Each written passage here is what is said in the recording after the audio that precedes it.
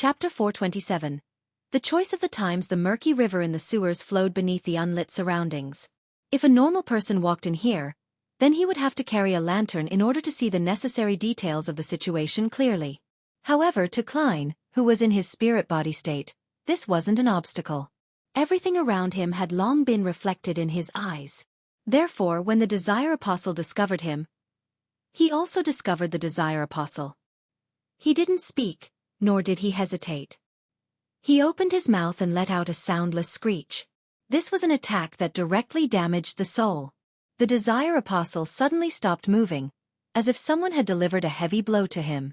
Large patches of shadow-like black substances fell off his body, as though he was shaking off the snowflakes that had been tainted with the deepest desires. In that instant, the Desire Apostle, who was already severely injured, almost fainted. Without the support of his physical body, he was like a candlelight in the middle of a raging wind, swaying back and forth, on the verge of being extinguished at any moment.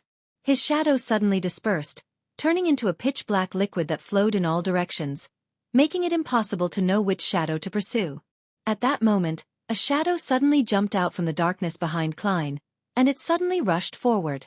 The black liquid, that could no longer be considered sticky, was merely a tool used by the Desire Apostle to confuse and make it easier for him to launch a surprise attack. Klein didn't seem to react at all, allowing the shadow to lunge onto him. However, the Desire Apostle suddenly shivered, as if he had touched the coldest and chilliest object possible. The shadow rapidly slowed down, as if it had been frozen stiff. He knew that wraiths and shadows came with freezing effects, but he didn't expect that the fellow wearing the Dark Emperor's crown would have such an influence on a spirit body like him. This was a case of being completely suppressed when it came to their lives' natural order. Klein had expected such an outcome. He half-turned his body, stretched out his right hand and placed it on the head of the stiff shadow. Then, the dark golden sun brooch, which was concealed by the black armor, flashed with a faint light. The Desire Apostle sensed the danger and could perceive his imminent doom. He tried to resist but was temporarily powerless. A ray of pure and holy light appeared out of nowhere and landed on the shadow's head, enveloping his body. The surroundings were suddenly illuminated as the black shadow struggled with all its might but didn't stop evaporating. In just a blink of an eye, it had become abnormally thin, and its spirituality was filled with the radiance of the blazing sun and cries of indignation. Klein didn't give him a chance to catch his breath, and he summoned another pure and bright holy light. The feeling of daylight lasted for 2 seconds before the Desire Apostle fell to the ground, losing all signs of life. His body remained in his shadow state, thin as though it had no density. This Sequence 5 expert who had just assassinated a duke had died just like that. He didn't even have the time to pass on his last words. At the same time, Klein saw that the deceased spirit was on the verge of dissipating after suffering the blows. The Beyonder characteristic will take a while to appear. Should I mimic Miss Sharon by possessing the shadow and speeding up the process? But I don't know how. Klein began considering what to do next. Suddenly, he felt the ground tremble slightly. Relying on his spiritual intuition, he looked back at the place where he had passed by before. A tall, heavy silver armor was rushing over. Diagonally down from the left shoulder, it was stained with a large amount of solidified blood. Sealed Artifact 1-42. Klein's heart tightened. Without any hesitation, he wrapped the spirit of the Desire Apostle within him and ended the summoning. His original plan was that as long as the official Beyonders arrived, he would return immediately even if he didn't manage to finish off the Desire Apostle, handing over the rest to them. The red glove and the blood-stained silver armor only saw a silhouette wearing a black crown and a similarly colored cloak before it disappeared without a trace. He narrowed his eyes, carefully examining the spot where the man had just been, and found the Desire Apostle who had lost his life. "Clearing clues and destroying evidence?" he said in a low voice. Tap, tap, tap. The red gloves who were behind him arrived one after the other. After returning above the gray fog, Klein wasn't in a hurry to channel the spirit. Instead, he directly left the mysterious space and returned to his body in the real world. He skillfully packed up the ritual items like the candles, and soon, the last traces were removed. After doing all of this, he once again created a double. He took 4 steps counterclockwise and arrived at the ancient palace above the gray fog. Here he could communicate directly with a remnant spirit, as a real spirit medium could do, without having to pray to anyone or use the help of a ritual. He had confirmed that when he communicated with Nimble Right Master Rosego's spirit. Considering that the spirit of the Desire Apostle had been purified and might dissipate at any moment, Klein prepared himself to ask the relatively more important information. As for the potion formula for the Devil Pathway, he planned to consider it only at the end. In any case, even if he obtained it, he didn't plan on selling it, lest he would nurture a few cold-blooded serial murderers. Looking at the Desire Apostle with brown hair and brown blank eyes, Klein emanated his spirituality and asked, "What were you plotting?" The Desire Apostle's connection had been completely severed off from the outside world by the grey fog and could only reply in a muddled voice, "Assassinate Duke Negan." Duke Negan? Him again? Who wants him dead so much? Klein was stunned as he asked, "Did it succeed?" "Yes," the Desire Apostle answered calmly without giving any additional descriptions. In this state, he only replied to whatever he was asked. "Poor Duke Negan, the Lord of Storms wasn't able to protect you." Klein gestured the sign of the crimson moon on his chest. He didn't attempt to understand the details and directly asked, "Who instigated you to do so?" Was it the organization that had commissioned Rear Admiral Hurricane Kalangos? Klein recalled the assassination attempt. The Desire Apostle calmly said, "An organization, the most secret and ancient organization, most Beyonders don't know of its existence. Its members are said to have important figures in various fields, maybe the higher-ups of the various churches and militaries of different nations." Sounds familiar. Could it be that secret organization which Emperor Roselle joined, the ancient organization that wields the second blasphemy slate? Klein's mind stirred as he asked, "What kind of reward did they promise you, that you would be willing to give up your identity of more than 10 years? The Desire Apostle replied in a slightly changed voice, "A card of blasphemy, the Abyss card." A card of blasphemy? The Abyss card, one of Roselle's 22 cards of blasphemy. This most likely corresponded to the Devil Pathway. It's no wonder that the Desire Apostle was willing to sacrifice everything that he had accumulated over the past 10 years just for this. In it lies the hope for him to become a high-sequence Beyonder. The reward is much more valuable than the mission. However, it's unlikely that Rear Admiral Hurricane Kalangos would be attracted by such a reward. Unless that organization has another card of blasphemy or some other item. If it's really the mysterious organization which Roselle joined, finding a few cards of blasphemy is quite normal. Even if they don't, they still possess the blasphemy slate. Klein was alarmed at first before asking in confusion, "Why do they want Duke Negan dead?" The spirit of the Desire Apostle thinned significantly again, and he said in a hollow voice, "I don't know. All I did was consider taking the mission or not." "Then, have you heard anything?" Klein pressed. The Desire Apostle remained in the same unperturbed state. "I have heard that their purpose is the resurrection or awakening of the Creator. They interfere with the progress of history, making it fit their needs, in order to achieve their goals at a certain point in time. If the trend of the times aren't as they expect, then they will try their best to reverse it. Other than that, they just quietly watch from the sidelines, apathetic. Perhaps they wouldn't act or entrust something even once every few decades or centuries. A secret organization in the true sense of the word. It's consistent with Roselle's description of the powerful faction that secretly manipulates the world. It also seems related to the original creator."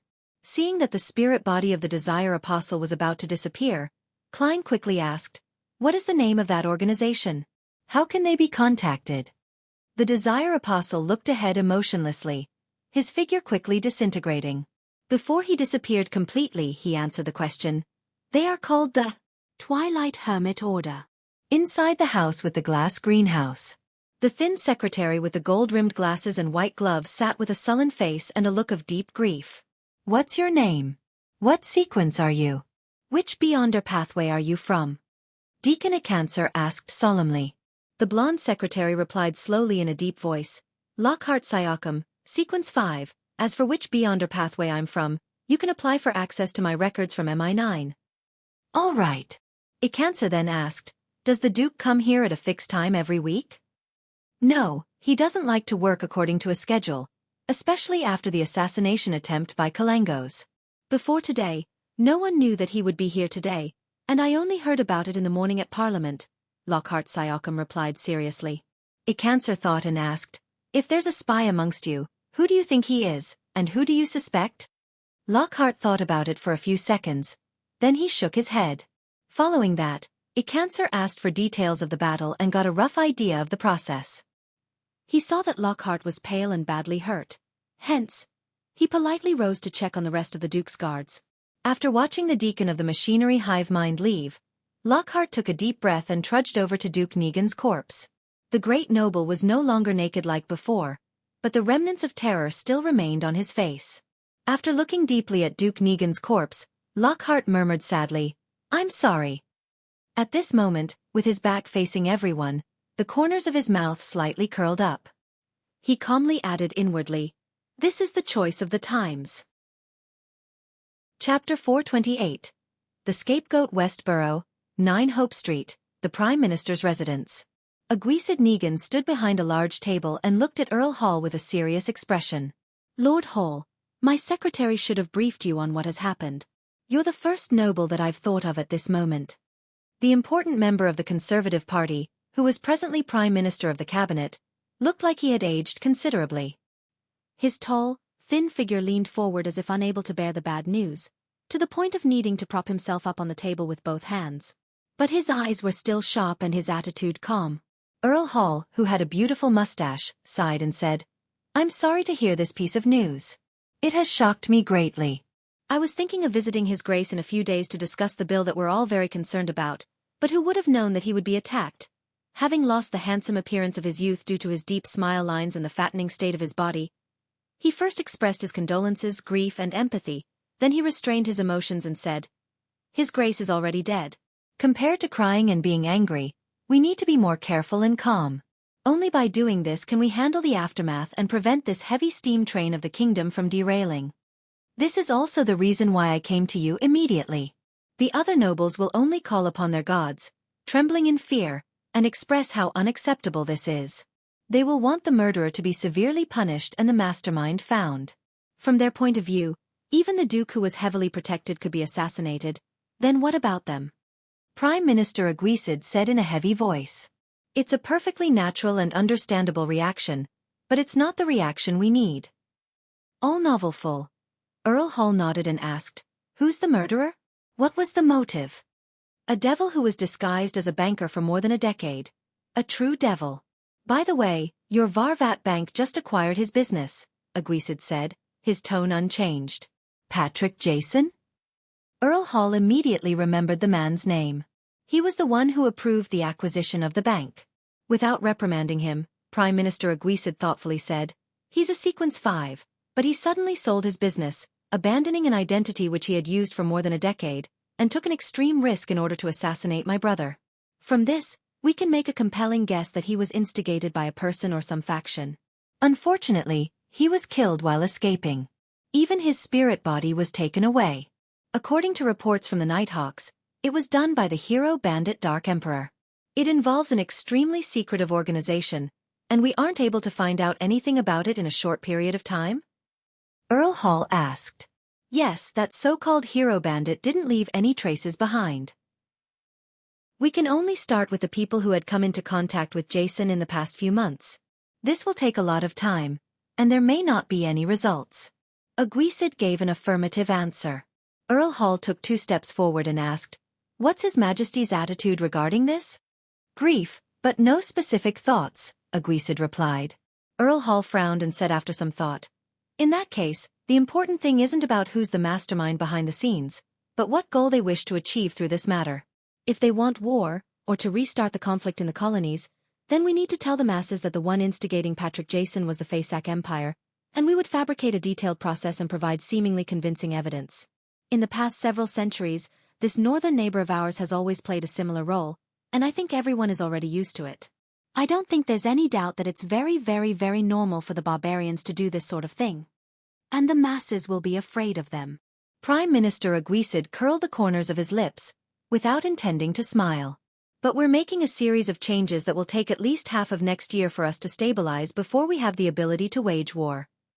Earl Hall muttered to himself, "Then let's find a target that everyone will find acceptable. Hero bandit Dark Emperor is too mysterious and likewise for the secret organization behind him. If it's made public just like that, it would definitely incur extreme panic. People are always afraid of the unknown." "Yes, what about the Aurora Order?" They assassinated that pervert from Intis a few months ago. It wouldn't surprise anyone if they do anything else. Their reputation is bad enough. Their situation has already been repeated by the papers numerous times, to the point of becoming a horror element or classic antagonist in many novels. Besides, it will effectively reduce the suspicions that others have on us. There will always be people that believe the previous assassination was us commissioning the Aurora Order. Also, while we're fighting against the illegal terrorist organization, let's clean up Backlund. There are too many dangerous people hidden here. Aguisid answered tersely in agreement. The Aurora Order isn't a bad target. We shall first use them as a target. When the next year comes and we're ready, then we'll publish the results of the investigation, making an accusation that the one instigating the Aurora Order was the Faysak Empire. I believe that no one will care to defend a terrorist organization and the Northern Barbarians. Earl Hall was taken aback for a moment before saying, "This goes one step further than I thought." Without another word, Aguisid stood up and said, "I'm going to meet His Majesty now." Having said that, he looked at Earl Hall. "You have to be careful of your safety too. We still haven't figured out the motives of the people who assassinated my brother." "Humph, the Church of the Lord of Storms has already agreed to replace the Archbishop of Backlund Diocese. Snake is always late at crucial moments.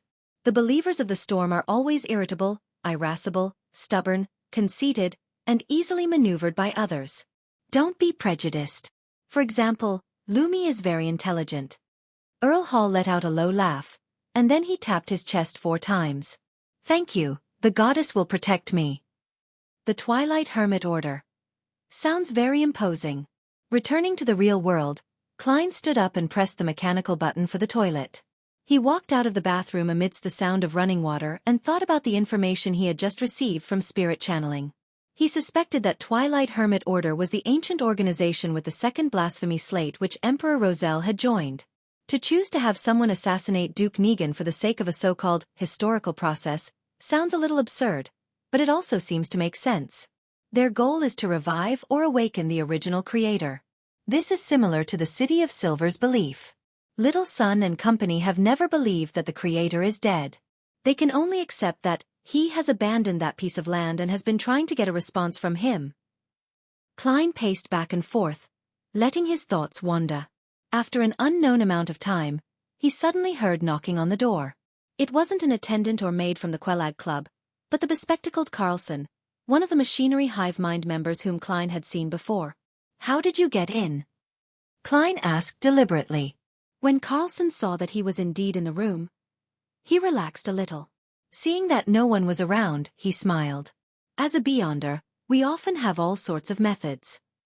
He received news from Deacon Acancer, learning of the Desire Apostle's death, and came to confirm my situation. As for my performance, it's rather successful. My illusion of a living person wasn't exposed, and I successfully pulled the wool over everyone's eyes. Klein's heart stirred and said, "Your expression tells me that there's good news?" "Yes, Patrick Jason Beria has been killed. You're safe and no longer need to be protected by us," Carlson said honestly. Such feedback made Klein feel the potion inside his body to seemingly accelerate its digestion. Surprised and delighted, he asked, "Are you sure?" "Yes." Carlson gave an affirmative answer. "That's great," Klein said happily. Carlson looked at him and complimented him wholeheartedly. "Your detective instincts and logical thinking have given us a great deal of help. The deacon wrote that after this matter is over, a reward will be given to you in secret. Probably about £1,000. £1,000. Not bad, very generous. However, even if the bills in Jason's suitcase were of £5 or £1 denominations, and even if his jewelry isn't too expensive, it should still add up to about £50,000, right? Ma'am Mary of the National Atmospheric Pollution Council is probably worth that much if one counts her shares in the Coim Company. Yes, Jason's accomplice in luring Spelzinger of God away had probably taken some of the money. The remaining amount is probably around £20,000 to £30,000, but that's still nothing £1,000 can compare with. What a pity. I can't think of it that way. Maybe Jason's accomplice took all the wealth ahead of time. Klein felt a wave of disappointment and joy. And the reward from the machinery hive mind was even more proof of the success of his performance during this period of time. It made him feel like he was only one step away from completely digesting the potion. This is something I should do. After all, the person being threatened is me. Klein smiled. He wasn't worried about retaliation from Jason's accomplice, because revenge was only a ruse. More importantly, he would be a sequence 6 by then. Carlson nudged his glasses and said thoughtfully, "Sherlock, you're also a believer of God. We hope to establish a good relationship with you. In the future, you can inform us of whatever you encounter and gather." This is them developing me into an informant of the machinery hive mind. I have another channel for reimbursement. Klein drew a triangular-shaped sacred emblem on his chest. No problem. No longer being protected by the machinery hive mind, Klein stayed at the Quelag Club until dinner, then he slowly took a carriage back to 15 Minsk Street. He opened the letterbox out of habit and saw a new letter with no postage stamp. The letter was from Detective Isengard Stanton, who left it after an afternoon visit, had written, "I heard from the machinery hive mind of the suggestion you offered. Your sharpness and caution is truly astounding. If you weren't already a beyonder, then I would even believe that being a reader is the pathway that suits you best. You truly are the best young man at deduction that I've ever met." Klein stood in the living room, reading Isengard's letter by the light of the gas lamp. This time, there was nothing new to the performance. It was done step by step and conformed to the past performances. It didn't even have much of an effect. But there were enough people in the audience, and all of them were by my side, which allowed me to get feedback directly. Klein held on to the letter as he reflected over the matter. He half closed his eyes and felt something inside his body rapidly disintegrating and dissipating. Numerous illusory stars around him seemed to appear, and he could only feel a very weak attraction from the resplendent stars. On the last month of 1349, his magician potion was finally digested. Chapter 429. Various parties. The street lamps at night illuminated the wet ground, which was sent splashing by the occasional horse carriage that passed by. Backlund was located in the middle of the kingdom, only dozens of kilometers from the Sonia Sea, and it rained frequently all year round. The highest temperature in July was only 28 degrees Celsius, and the lowest was around 2 degrees Celsius in winter. The weather seldom had a chance of dropping to 0 or lower, but this didn't stop people from feeling the cold here. Even the northerners from Fay Sac, who were used to living in ice and snow, sometimes couldn't bear the humidity that penetrated through their clothing and flesh. Klein stood behind the oriel window in a room which didn't have its fireplace lit. He looked at the tranquil scene outside and felt relaxed in his body, heart, and soul. As long as he gathered the ingredients and concocted the potion, he could immediately advance to sequence 6, becoming a faceless. The magician potion has been completely digested. The Desire Apostle was personally finished off by me and he failed to escape. The Aurora Order's search of the Fool's Believers is still going in circles. Apart from Mr. Azik being pursued by an unknown faction and the problem of the potion ingredients, I'm temporarily not troubled by anything. Klein leaned his body forward and took in a breath of air. He then looked at the fog that had condensed on the windows. The reason why he had risked his life to intercept the Desire Apostle was because he was afraid that the other party would have other plans and, thus, smoothly escape from the pursuit of the official Beyonders. At that time, he might be remembered for his crucial advice and be avenged afterwards. As a cold-blooded, a devil was unlikely to take the risk of avenging his comrades, but that didn't mean that they wouldn't choose to vent their anger on someone who nearly caused their death. This operation was definitely necessary. Perhaps someone from the Twilight Hermit Order is somewhere receiving him. Once the Desire Apostle escapes, and with me not having any relevant information, perhaps I'll be prepared against a sequence 5. Believing that I would be pretty safe once I advanced to Faceless, but the Desire Apostle might very well use the information provided by the Abyss card and the Twilight Hermit Order's help to advance to become a high-sequence Beyonder. Such a development is quite scary if I think about it. One is required to inflict the finishing blow of justice. Klein reflected over what had happened this afternoon and summarized his experiences and lessons. After enjoying the night scenery for a while, he returned to the sofa and sat down to think about his future plans. With the reward provided by the machinery hive mind, I'll be able to afford the mutated pituitary gland and blood of a thousand-faced hunter. The deep-sea Naga's hair simply requires me to have money. Such an ingredient should be relatively easy to find on the sea. I can get Mr. Hanged Man to help. The only problem is the human-skinned shadow characteristic. And even if there is a clue, I don't have enough money. With this in mind, Klein couldn't help but give a self-deprecating chuckle. I'm not a person who particularly loves money. It's just a very average preference. When I was in Tianjin, I always encouraged Melissa to spend and urged her and Benson to hire a maid. I felt that no matter what, I should try to not treat myself too badly, and every time I did a covert operation, I always placed safety first and made sure to be careful so that I wouldn't be affected mentally because of the allure of wealth. However, in order to take revenge, I have to advance, and advancing requires me to buy expensive Beyonder ingredients. I can only accumulate every single penny and save whatever I can. He suddenly hunched his shoulders and felt that the coldness of the living room made a magician like him, who didn't have an excellent constitution, shudder. Therefore, he decided to take a shower, crawl into bed, and read in bed. There's only another 3 or 4 hours left before it's bedtime. There's no need to ignite the fireplace again. With a sigh, Klein got up and walked to the second floor. Under the steam cathedral. After a cancer finished reading all the recorded statements, he picked up his coffee and took a sip. After a few seconds of silence, he pulled out the ancient silver mirror called a Rhodes. Carlson took a glance at it and asked curiously, "Deacon, if I ask the Honorable a Rhodes about an unsolved mathematical problem or a classical paradox, will it give me the correct answer?" "Most of the time, it will directly reject you. If it thinks that you have ill intentions, it will even give you a lightning strike or make you suffer a curse that you would never want to face," a cancer said with a sigh. "It's a living sealed artifact with extremely high intelligence, not a rigid, rule-abiding difference machine. When using it, it's best not to think about trying to find loopholes." Carlson looked around at his teammates and kindly suggested, "Deacon, let me ask the question for you. I have nothing I need to hide." He straightened his back and assumed an open, honest posture. A cancer smiled bitterly and said, "There's no need, I already know what I need to know. I'm no longer afraid of similar questions, and occasionally, the Honorable a Rhodes will ask very profound questions. With your body's condition, the subsequent penalty won't be easy to bear." With that said, he clenched his fists before spreading his fingers apart and gently stroked the surface of the mirror thrice.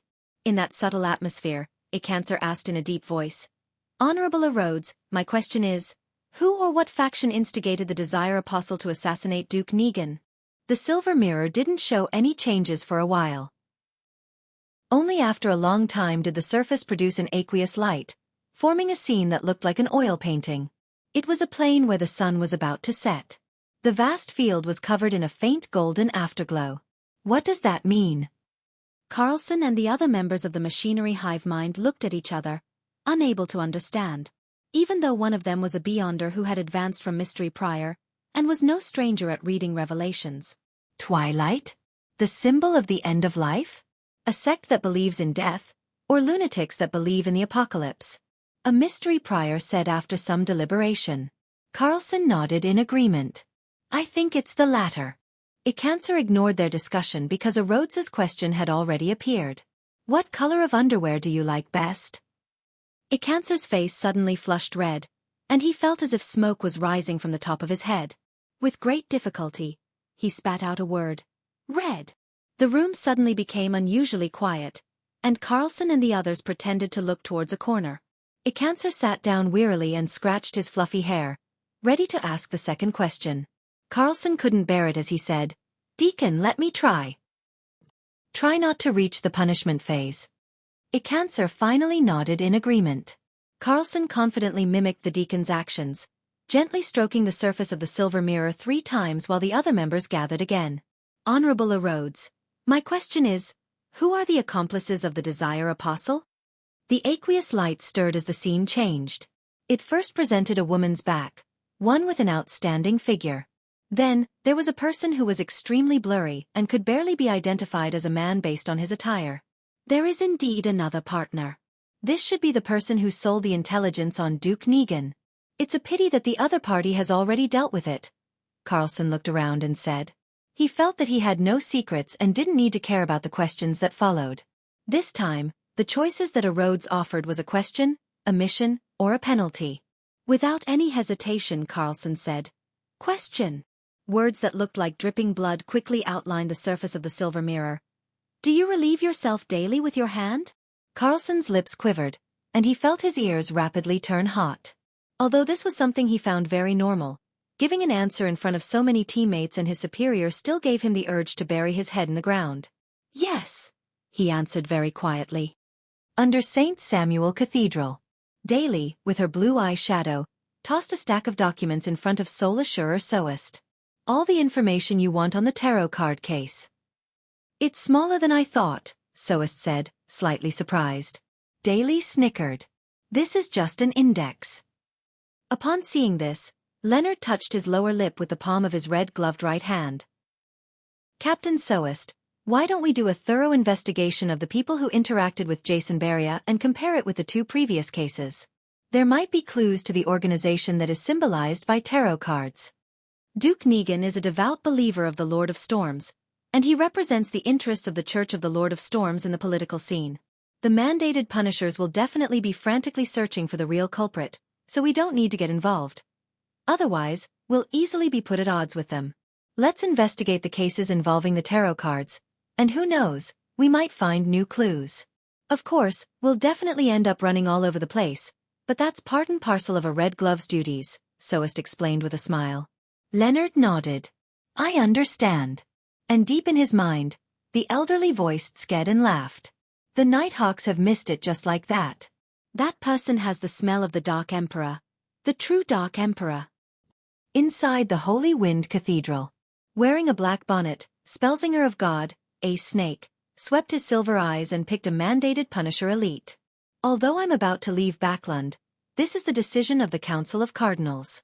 You only have one mission after this, and that is to investigate the assassination of Duke Negan.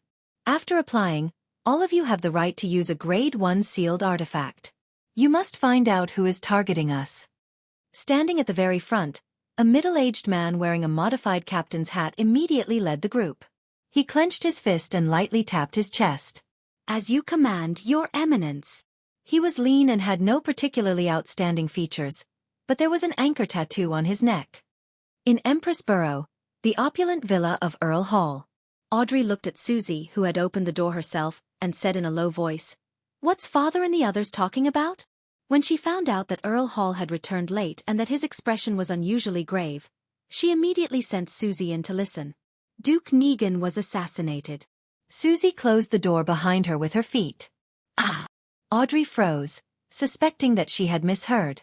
Although she had already experienced an assassination attempt on Duke Negan, she had never thought that this powerful noble would actually die. It's true.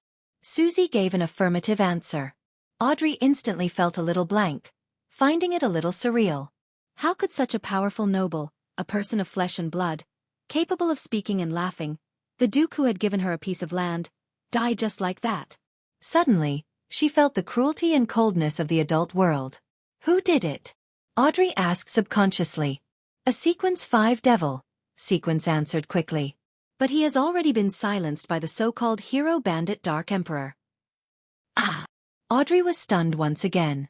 How could it be the hero bandit Dark Emperor? How could it be Mr. Fool's adorer? He helped me resolve the problem of Duke Negan's previous assassination. This is a complete contradiction. Audrey immediately told Susie to eavesdrop again while she locked the door behind her and sat at the edge of her bed, praying to Mr. Fool. After she had finished reciting his honorific name and had described the assassination of Duke Negan, she asked with great trust, "Was your adorer present there?" After a while, she saw the endless gray fog and heard the voice of the Fool. "Yes. He's looking for the organization that directed the Desire Apostle." As expected, it wasn't arranged by Mr. Fool. Was the reason why he had his adorer stop Kalangos last time also because of that organization that's pulling the strings behind the scenes? Audrey relaxed and asked curiously, "What organization is that?" "For it to gain your attention." A second later she heard Mr. Fool reply in an unperturbed manner, "Twilight Hermit Order." Chapter 430. A Brand New Day. Twilight Hermit Order. What kind of organization is it? Why haven't I heard of it? When Mr. Hanged Man was filling me in on the general knowledge of the various factions, he didn't even mention anything about this. Audrey was both surprised and confused. As the gray fog faded away, Mr. Fool's aloof figure had vanished. Her eyes darted around as she quickly made a guess. This organization known as the Twilight Hermit Order sounds even more powerful and mysterious than the other underground powers such as the Aurora Order and the Life School of Thought. It's so unknown that even the knowledgeable and experienced Mr. Hanged Man, who's closely related to the Church of the Lord of Storms, doesn't know of its existence. And their plot was directed at a powerful noble of the kingdom, one of the most powerful people in the world. They might be the observers hidden in the deepest depths of the Beyonder world, the true controllers. They influence the situation of the northern and southern continents, so it's no wonder that they would be noticed by Mr. Fool. The last time Mr. Hanged Man successfully got his adorer to help wasn't because the promised reward was sufficiently high, but because Mr. Fool himself was targeting Twilight Hermit Order. This organization is as mysterious as our tarot club. Audrey, for some inexplicable reason, became a little excited, and this diluted the impact Duke Negan's assassination had on her. There definitely aren't a lot of Beyonders who know of the existence of the Twilight Hermit Order. And I'm one of them, and we, the Tarot Club, are targeting them. Audrey stood up and walked to the full-body mirror in front of her. She raised her chin slightly, showing an abnormally beautiful angle. Staring at the girl in the mirror, Audrey slowly calmed down. This was the first time she felt it was imperative that she quickly raised her sequence. Even Duke Negan, a Beyonder under tremendous amounts of protection, can be assassinated, let alone Father who's just an ordinary person. Although based on the family vault situation, there are definitely many Beyonders in the family, and the Church of the Goddess will also provide additional protection. However, this doesn't ease my heart. Duke Negan's guards aren't any weaker than what we have. All the best, Audrey. Get to sequence 7 as soon as possible. Then sequence 6, and then hide in the darkness. I'll be my father, mother, and brother's last line of defense. The capital of the Rorstad Archipelago, the city of generosity. The Blue Avenger was once again passing by, moored at the port, giving sailors a chance to indulge and vent. Alger Wilson changed into a robe embroidered with storm patterns and went to the largest cathedral on the archipelago, the Cathedral of Waves. It was classical in style, and it mostly used stone pillars and arched structures, and it had a towering dome and 2 clock towers. In the early days of colonization, the pioneers often had no time to build a cathedral, which brought about very serious consequences for them. Surrounded by tribes, jungles, and ancient buildings, they would often die mysteriously in great numbers for no reason at all, even after they had conquered the region.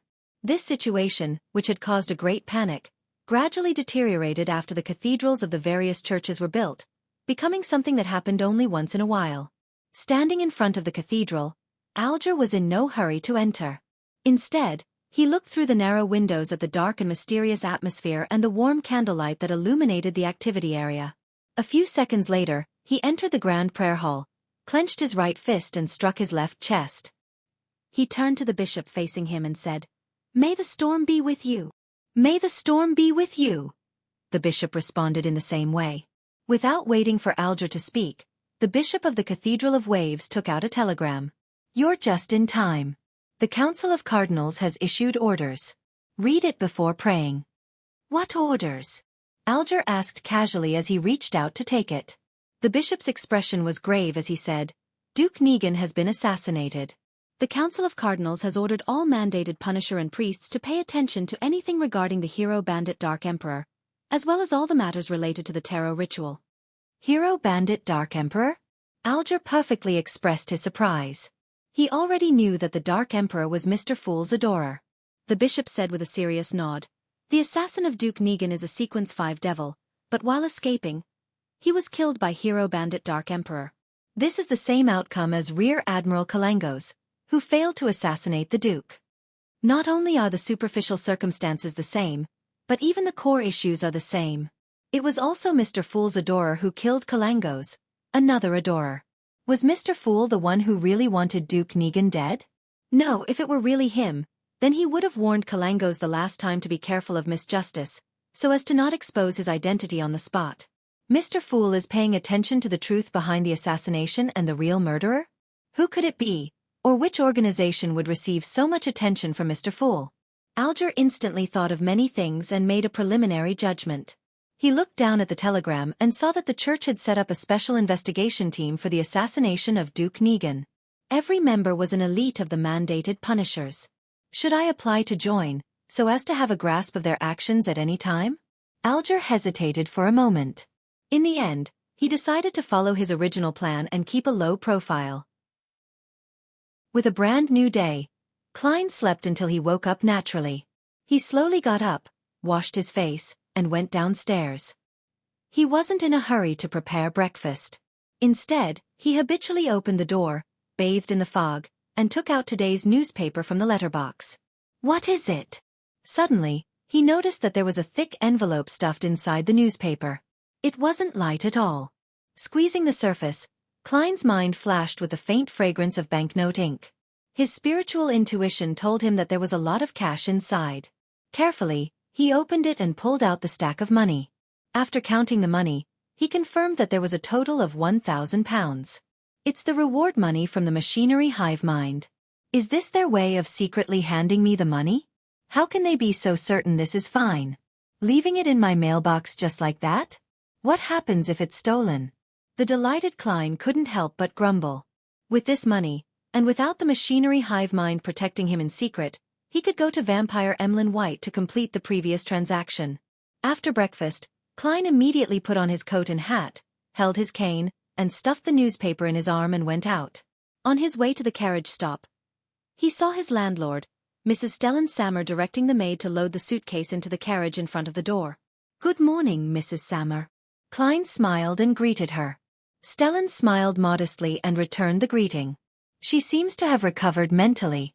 Who knows what happened to her?" Klein curiously asked. "Where are you going?" "It's almost New Year's.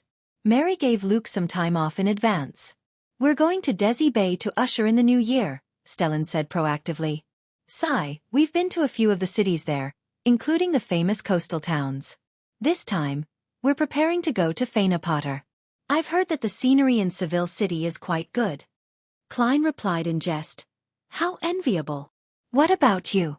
Detective Moriarty, where do you plan on spending the new year?"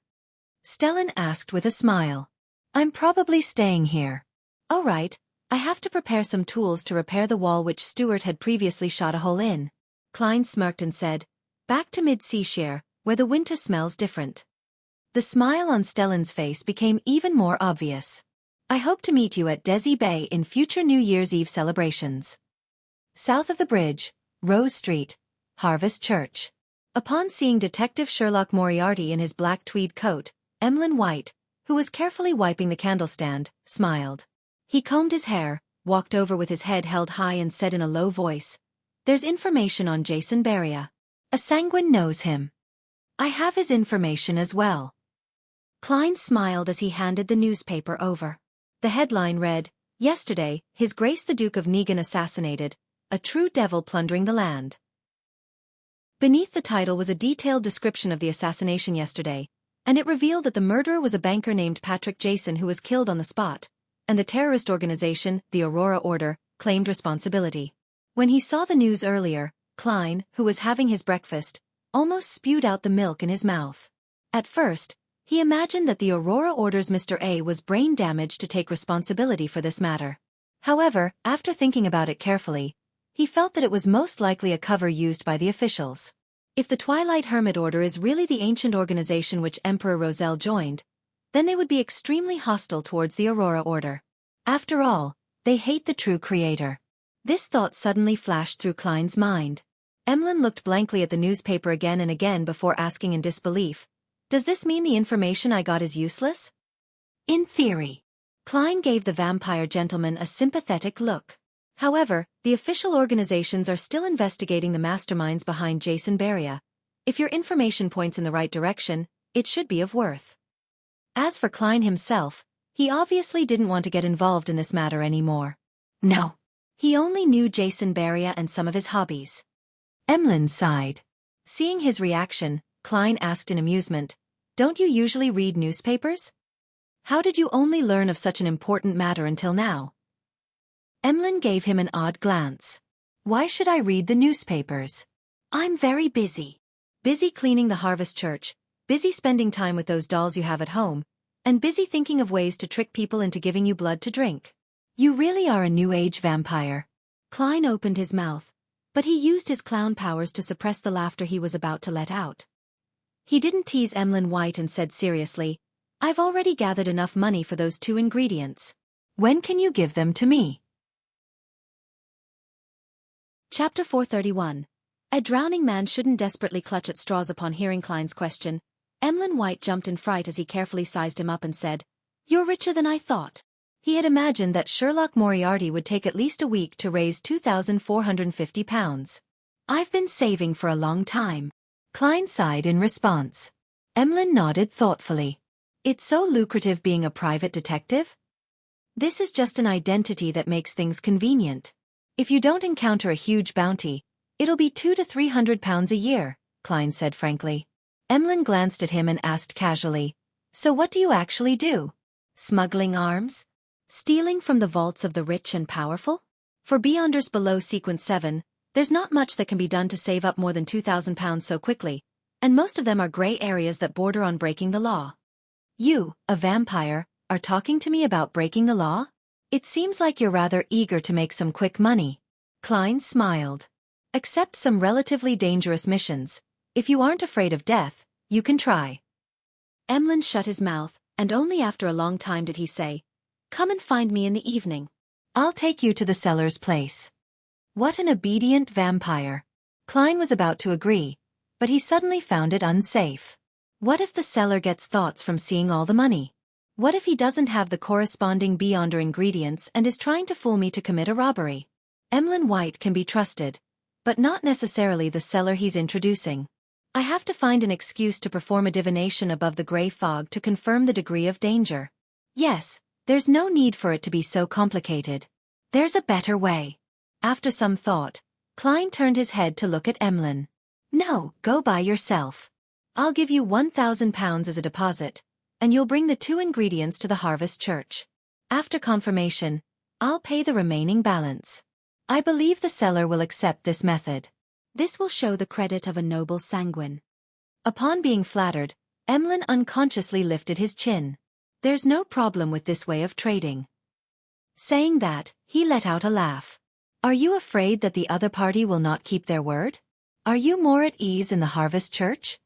Of course, anyone would feel safe when they see a Mother Earth adorer by the side, who is over 2 meters tall and has exceptionally firm muscles. Klein smiled and pointed at Father Utravsky.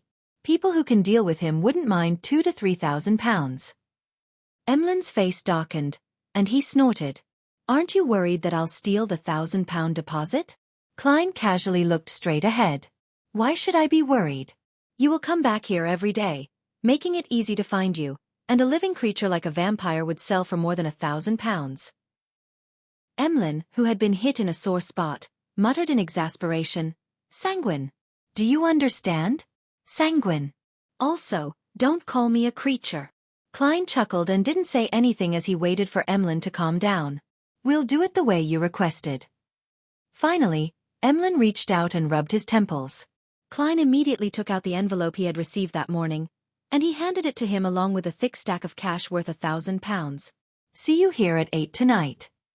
After counting the bills and after confirming that there was no mistake, Emlyn warily stole a glance at Father Utravsky and said in a low voice, "Mr. Private Detective, with you being in contact with a lot of intelligence and news, have you heard of an evil god known as the Fool?" "Evil? Evil? UF." Inwardly, Klein nearly threw out a profanity.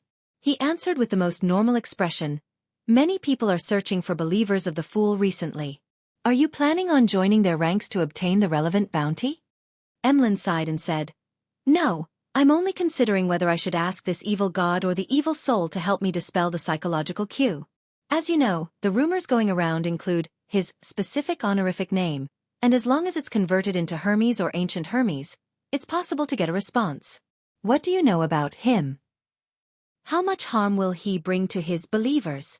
Will he forcefully change the believers' views? Although it points to me, I still have to say, my dear vampire friend, you are like a drowning man desperately clutching at straws." Feeling mixed emotions, Klein said, "The Fool is very mysterious. Up to this day, apart from the news you already know, no one knows of his detailed situation. For example, how vast his clergy is, or what sort of corresponding prayer rituals there are. What puzzles me is that you aren't considering the two of your sanguine's ancestor, the ancient goddess Lilith. As long as the ritual is correct and the offerings are appropriate, she will help you dispel the psychological cue." Emlyn leaned back slightly and stared straight ahead, saying nothing for several seconds. He seemed to instantly become sullen. After a brief moment of silence, he said in a low voice, "Before the cataclysm, The ancestor had already rarely responded to prayers.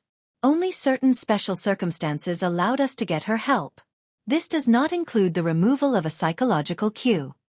In the legends of the City of Silver, the ancient goddess Lilith, who represented the moon, had already had her authority taken back by the awakened creator, or perhaps she had fallen in some battle among the gods earlier on.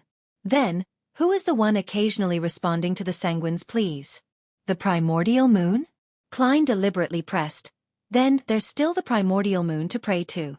Many underground beyonders have rituals that borrow his power. This is mainly referring to the Shaman King and the corresponding biological creatures. Klein added inwardly. Emlyn's lips quivered, but he didn't speak as there was an indescribable fear on his face. After a long time he solemnly said, I suspect that the primordial moon was impersonated by some evil god or a high-level devil. People who pray to him mostly experience change, turning cruel, crazy, and even filled with desire. And the remaining ones, with the sanguine mainly, there is a higher chance of them losing control and becoming true monsters. There was once a powerful sanguine that tried to pray due to some danger, but she ended up turning into nothing but a hunk of meat that only knows to mate and reproduce. She, together with bulls, rams, stallions, mice, and even plants and rocks, gave birth to one strange descendant after another. Each one of them developed their own monster species. Thankfully, she was quickly eliminated along with her descendants. The primordial moon, is that dangerous?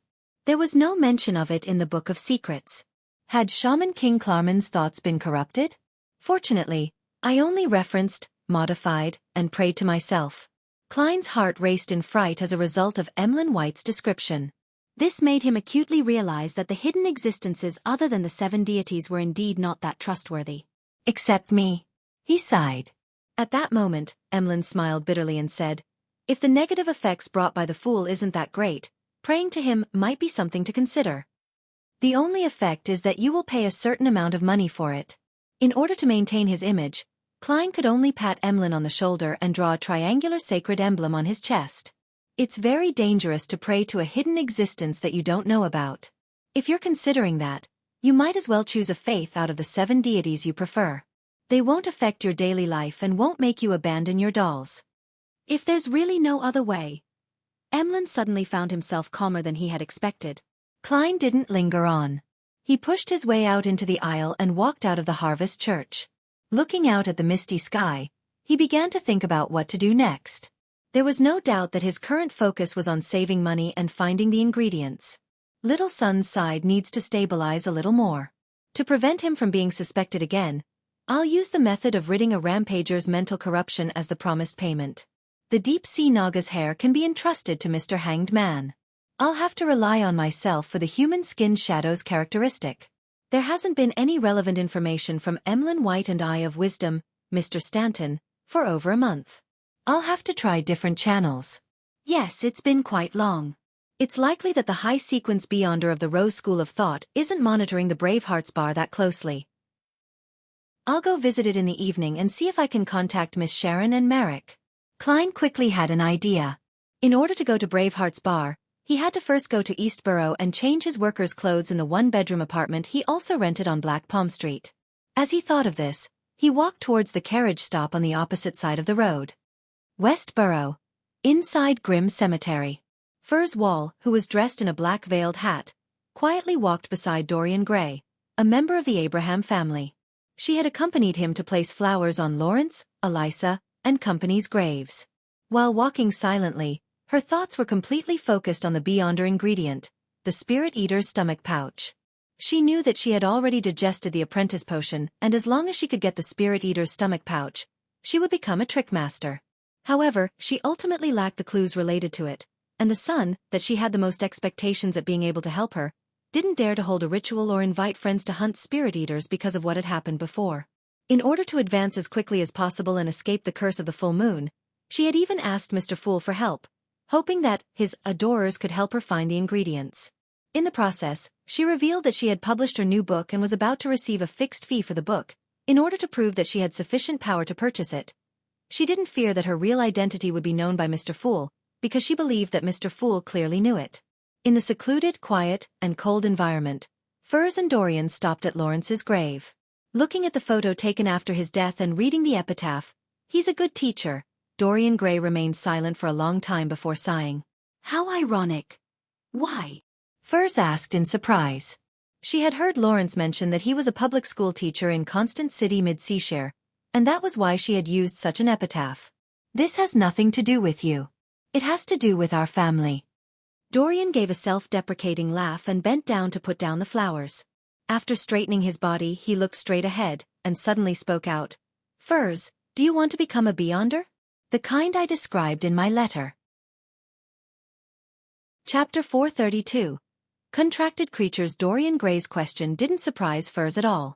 She had been prepared after keeping in contact with him for the past month, and she had even asked the experienced Mr. Hanged Man at the Tarot Club to decide what kind of expression and reaction she should use when faced with the question.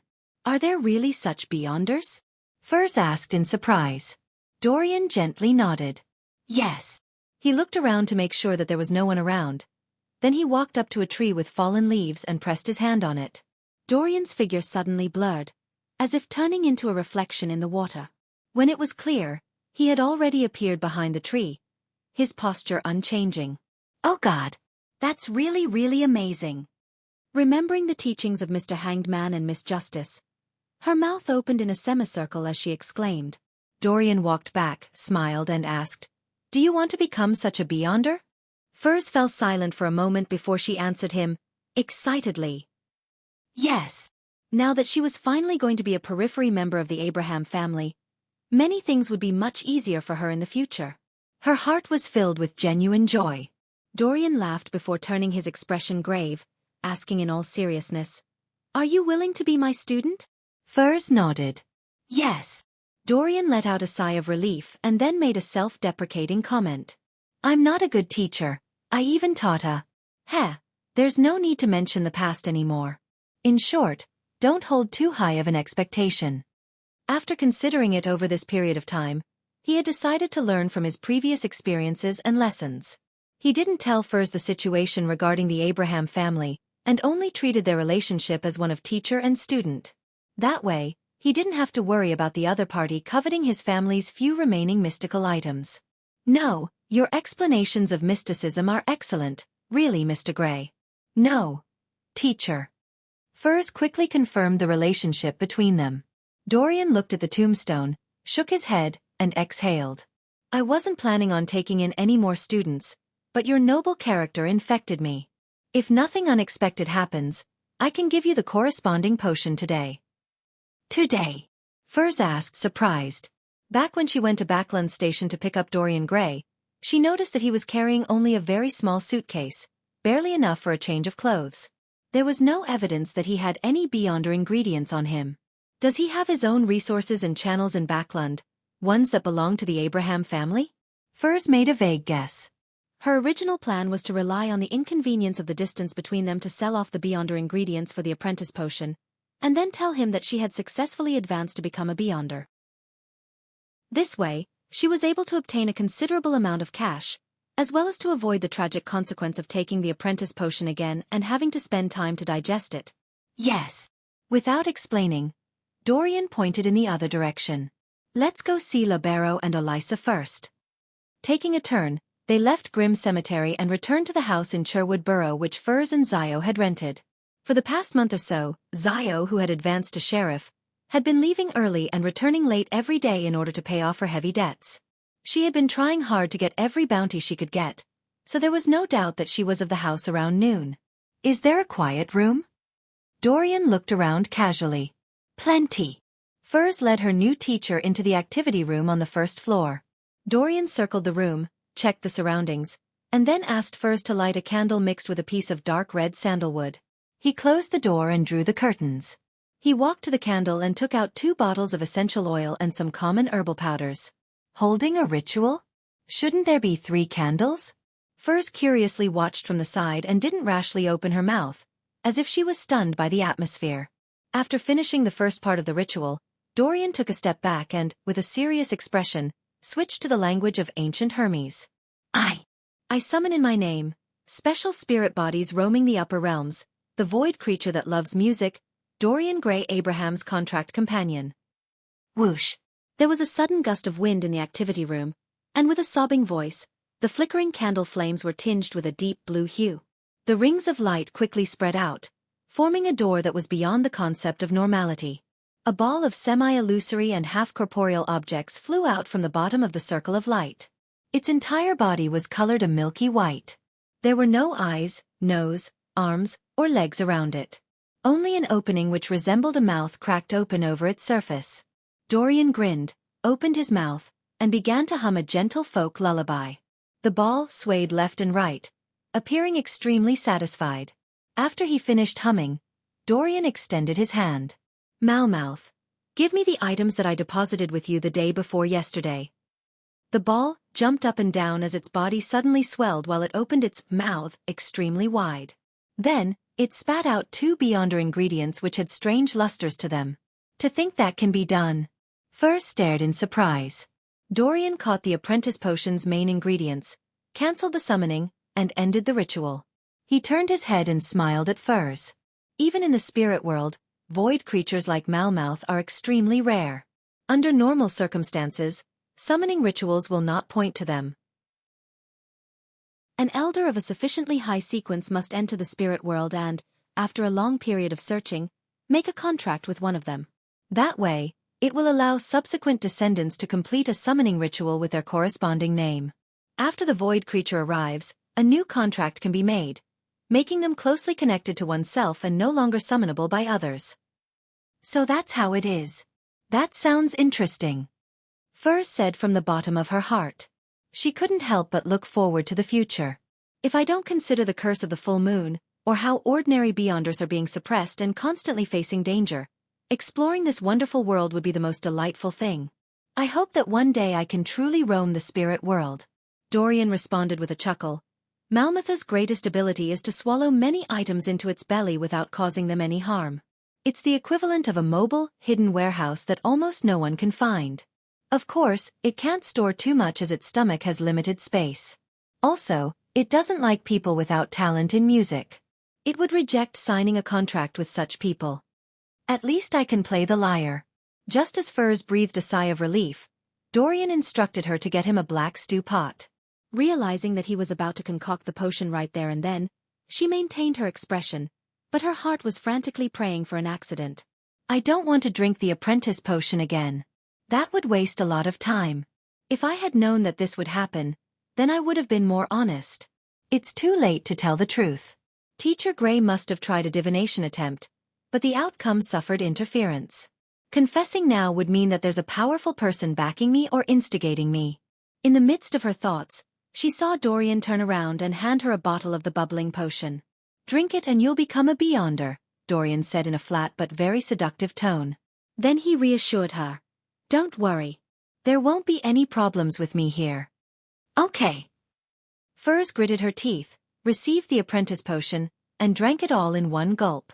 At the same time, a thought flashed in her mind. Honesty is the best policy.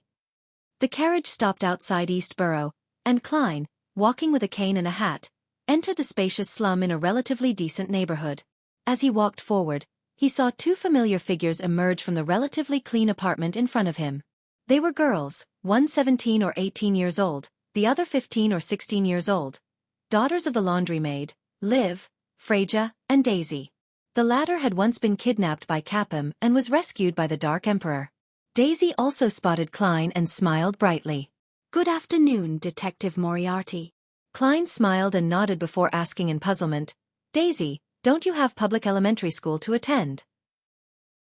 At the behest of reporters like Mike Joseph and the push by the Church of the Evernight Goddess, the Backlund government established a charity fund with Capum's estate, specifically to help women and families who had been hurt by Capum. Daisy's family took advantage of the opportunity to move from a shabby apartment in an environment with poor security to the outskirts of East Borough. They moved from 1 room to 2, separating the laundry area from the place where they ate and slept. In addition, Daisy received a bursary for attending a public elementary school, and she was delighted that the charity fund was responsible for her tuition and meals costing 3 pence a week. What puzzled Klein was that the public elementary school only had breaks on Sundays, so Daisy wasn't supposed to be here at this time. The school is very close. I took advantage of the afternoon break to return and help Freja bring the washed and dried laundry to a client. She and Mother can't handle the workload, Daisy answered frankly. The immediate effect of her going to school was that the amount of laundry which Liv and Freja could do every day decreased, obviously lowering their family income. If it wasn't for Mike's help applying for a grant from the charity, then they wouldn't be able to maintain their present lives. Therefore, there was no doubt that Freja wouldn't be able to enter a public elementary school, and when Daisy and Klein talked about it, her eyes were filled with unconcealed envy and pain. Despite not even being 18 years old yet, all she could do was silently watch her sister attend school. Klein noticed that detail and deliberately reminded Daisy, "You really should know that your mother and Freja are having a hard time. Treat them well." Daisy nodded seriously and said, "I've thought about it. When things settle down, I'll teach Freja what I learned during the day at night and on Sundays. I'll be her only tutor." Freja's eyes suddenly blinked, and she couldn't help lowering her head. "Good, very good," Klein praised her before bidding them farewell in a good mood, and he turned to another street. He went to Black Palm Street to change out of his worker clothes, and just after he left the apartment where he was renting a room from, he saw an old middle-aged man walk over. He asked with a kind face, "Sir, have you heard of the original creator?"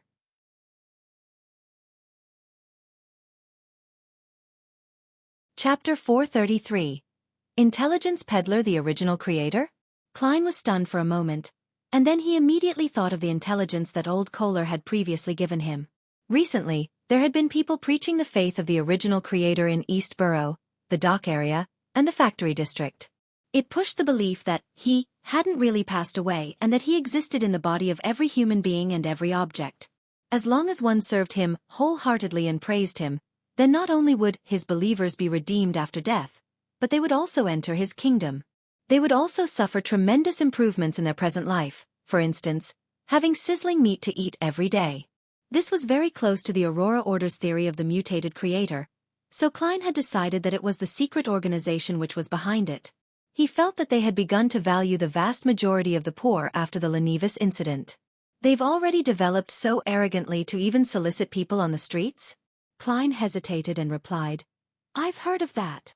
The well-dressed middle-aged man immediately revealed a smile. "Then, do you know about the incoming apocalypse? Do you know that the original creator will create a sanctuary to protect his believers?" For a moment, Klein thought of going with the flow and be inoculated so as to slowly infiltrate the Aurora Order's periphery organization, so as to gather the appropriate evidence and clues to take revenge on them for seeking the believers of the fool. But after careful consideration, he felt that it was too dangerous. It was something that was tiring and troublesome for him to do alone, without any certainty of success. In the end, he decided to inform the machinery hive mind about the current situation and leave it to the official organizations to handle. After thinking through the problem, Klein's expression immediately darkened. "I don't know and I don't want to know." He strode forward, shaking off the middle-aged man and ignoring his shouts. On the way out of East Borough, he watched carefully and found that the workers who had lost their jobs due to the off-season and the efficiency improvements from textile machines were grouped together. They were being comforted and were listening to the preaches from people of unknown identities. The investigations of East Borough, the dock area, and factory district were completed 2 months ago. Why haven't the 3 churches and Parliament produced any concrete measures yet? The importance that they've placed on this issue must have increased. It's impossible for them to not notice the current situation. Is this a trap for bigger fish? That's very risky and can easily get out of hand. As Klein lampooned, he pushed the cap on his head as he walked out of East Borough and went straight to the Backland Bridge area. At noon, the Brave Hearts Bar had just opened, and there were almost no drunkards present. Only the nearby, busy workers would come in and grab a simple lunch. Klein mingled with them and spent 10 pence on wheat bread with pork sausages and a glass of Southville beer, making himself appear rather rich. After leisurely filling his stomach and finishing his beer, he looked at the bartender. "Is Casper's Kalinin here?" He planned on replenishing some of his ordinary ammunition while he was here. The bartender glanced at him. "It seems like you haven't been here in a while. Casper's is dead."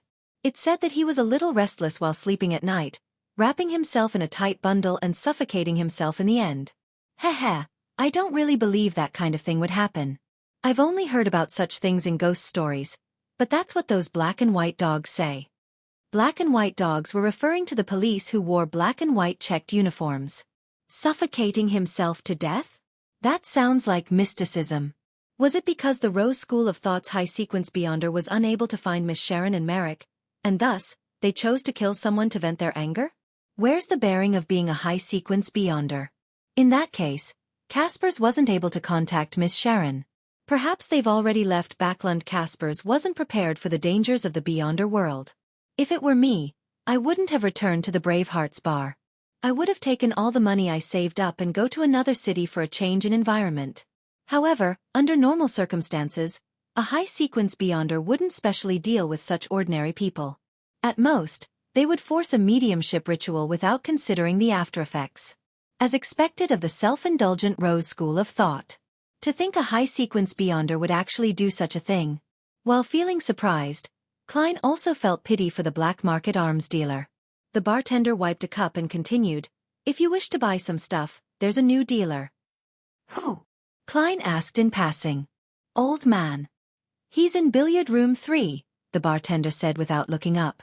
Klein immediately stood up, slowly walked towards that familiar place, and knocked on the unlocked door. "Come in." A voice rang out.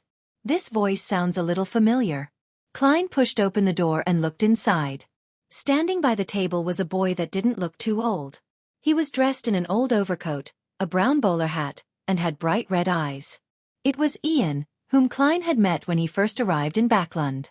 Back then, he was entrusted with the case of Detective Zreel's disappearance and was ultimately involved in the conflict over the manuscripts of a third-generation difference machine. He had been forced to pay a high price to have Mr. A from the Aurora Order kill the Intis ambassador that was sent to the Lone Kingdom, Bakerland Jean Mudden. "It's you, Detective Moriarty?" Ian was startled. He had deliberately stuck 2 whiskers above his mouth to make himself look older. Klein smiled as he entered the billiard room and closed the door in passing. "Long time no see." He was initially surprised that Ian had appeared here and had become a black market arms dealer. But then he thought of the details behind the matter and found that it made sense. Klein being able to come to the Bravehearts bar and find Caspers Kalinin was all thanks to Ian's introduction. This teenage boy definitely had some connections around here. "Yeah." Ian wiped away his shocked expression and mumbled, "I went to Pritz Harbor for 2 months and found those guys to be so savage and cruel. They didn't even have the slightest bit of modesty or love for children, so I had no choice but to return to Backland and do what I was good at. When Caspers died, I decided to switch careers." Before Klein could say anything, he added, "Mr. Detective, I've always kept in mind that I still owe you 2 requests. There's no need to explain so much, nor do I care what you've done in the past. Although I've always thought that your escape from MI9 was suspicious, I didn't care too much about it." Klein picked up a cue stick, gestured and said, "Other than dealing in black market weapons, you seem to be selling information?" "Yes," Ian answered very calmly. "What do you want to know?" "It's free." Very straightforward. "Feeling guilty about what happened to me previously?" Klein pushed the cue stick forward and hit the ball, sending a red ball right into the middle pocket. Without a trace of politeness, he straightened his body and said, "Recently, everyone has been looking for the believers of the Fool. There are many bounties available. What news do you have?" Ian thought for a moment and said, "Nothing. I even suspect whether the Fool has any believers since no one can find any clues." "This is what you call blasting air with a cannon." Klein gave a silent, self-deprecating laugh before turning to ask, "In addition, there's another bounty. People are looking for a lecturer named Isaac Eggers. I wish to know who was the one behind the bounty, so as to determine if I should involve myself in it. Heh, searching for people is very time-consuming." Ian didn't directly answer. He surveyed his surroundings and lowered his voice. "Me 9. Me 9? It's not the numinous episcopate. It seems like it really was arranged by Insanguil. He's trying to create conflict between Mr. Isaac and MI9? Perhaps he knows some secret that he shouldn't be aware of?" A series of thoughts flashed through Klein's mind. Finally he smiled and said, "Looks like I don't have to worry about the bounty being false, but I'm afraid that the circumstances as to why Isaac Eggers is being pursued by MI9 is because he knows some secret. That being the case, the day I obtain the bounty might be the last day of my life." Ian spread his hands. "I'm not sure about that. But you can provide only clues." "Good suggestion." Without asking any more questions, Klein spent 5 soli, replenished some of his ordinary ammunition, and left the Bravehearts bar. He got on the rental carriage and looked out the window at the gloomy weather. Suddenly, he felt a little wistful. Casper's Kalinin is dead, which also means that Miss Sharon and Marek will give up this base. With me only being able to contact them unilaterally, it'll be hard to find them. Unless they encounter some difficulties that require my help, or they have reached the stage of dealing with the evil spirit buried in the ruins. Otherwise, I'll likely not be meeting them again. Although they can't be considered friends, we've cooperated with each other twice. I could interact with them as a beyonder without hiding my face. Now, there are too fewer people of such people.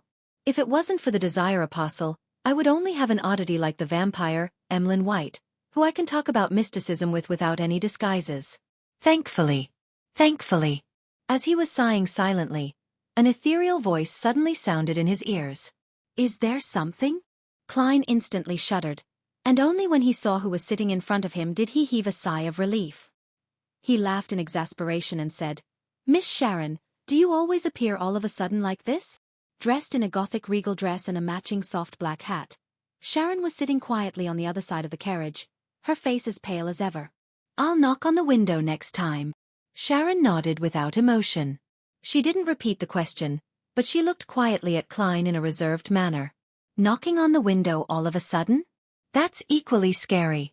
Klein was in no hurry to mention the matter about the human-skinned shadow, and instead he asked, Has the high-sequence beyonder left? Yes, Sharon said tersely.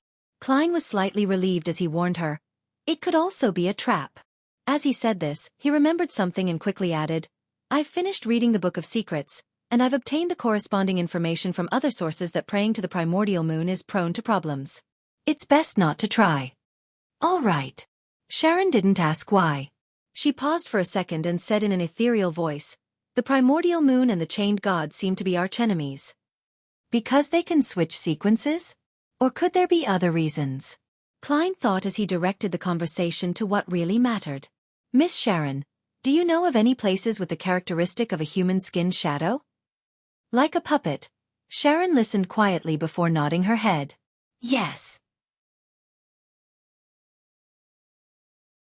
Chapter 434. Tomb and Bounty She Knows? Klein was overjoyed and quickly asked, Where? In his heart, he was already prepared to pay the consultation fee. Sharon sat there without moving and said, like a talking doll, In one of the gatherings that Marek participated in, someone once discovered the tomb of an ancient noble. They explored the periphery but didn't dare to venture deep, but there were traces of human-skinned shadow activity. They hoped to recruit a team strong enough to completely explore the tomb and split the valuables equally. To seek help in a gathering of beyonders who are not familiar with each other, how can all parties guarantee each other's credibility?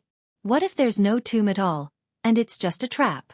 Klein quickly thought and asked in response, Did they succeed? Yes, Sharon answered simply.